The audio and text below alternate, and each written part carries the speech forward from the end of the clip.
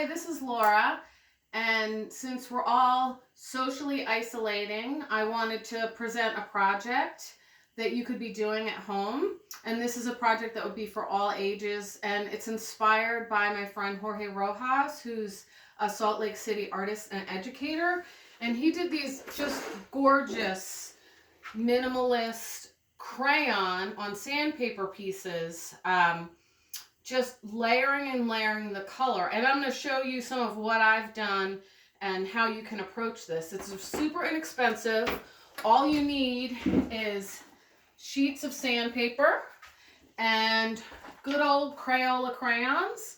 You can experiment with some other kinds too. I got these are like chubby little kid crayons, but these are really fun to use as well. So it's kind of fun to just get a mishmash of wax crayons. Also got some neon. I got some big sets that have the metallics in them. And there's nothing better than a brand new 64 crayon set. Super delicious. So you just go ahead and start with your sandpaper. The thing about the sandpaper is you have different grits of sandpaper. So you've got rough, fine, very fine. So it really depends on what kind of surface you want to get. I'm finding that I like the finer. I think Jorge probably used sandpaper that's a heavier grit because he's got this really deep, rich texture, layers and layers of the wax. So you could start out by maybe even just drawing a design with pencil, or you can just start with the crayon right away. So I'm just going to draw some simple shapes with a pencil and just give you an idea of how you can go forth with this. We've actually got my cat, Carly, is in the video right now. She's hungry. I'll be feeding her after this.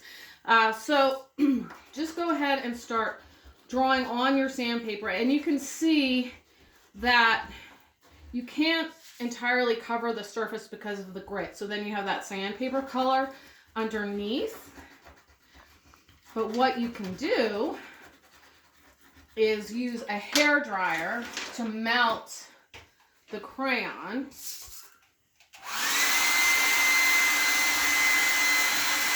you can see it starts to really soften up.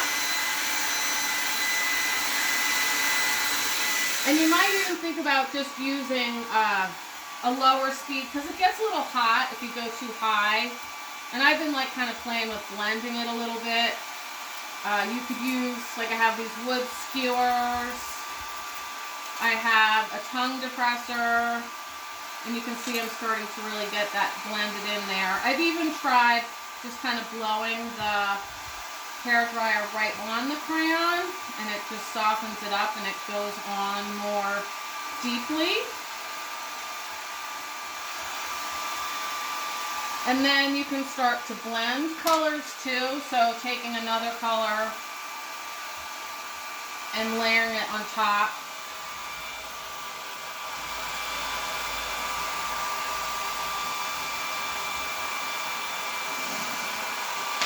Just gonna try to get it melted a little bit more.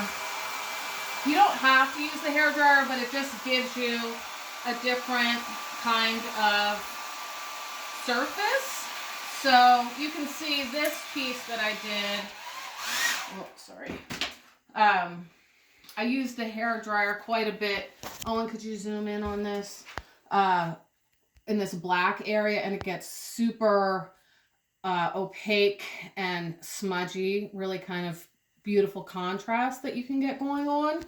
And then this one, well, this is a good demonstration of how different the sandpaper grain can be. So this is a really rough sandpaper and this is a finer one. And look at this awesome texture that I get. And then this one, you can see you get a very different texture. It's much easier to really get the surface covered and not really see the grain as much when you use a finer tooth of sandpaper, but it's really just a matter of preference.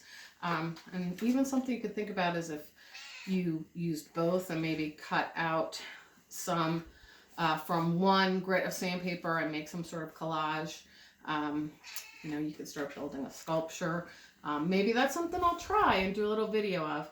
Anyway, I hope this helps you all in this time of self-isolating, and I'm going to be doing some more videos, and I want to thank my videographer, my son, Owen Chastain. Bye, everybody.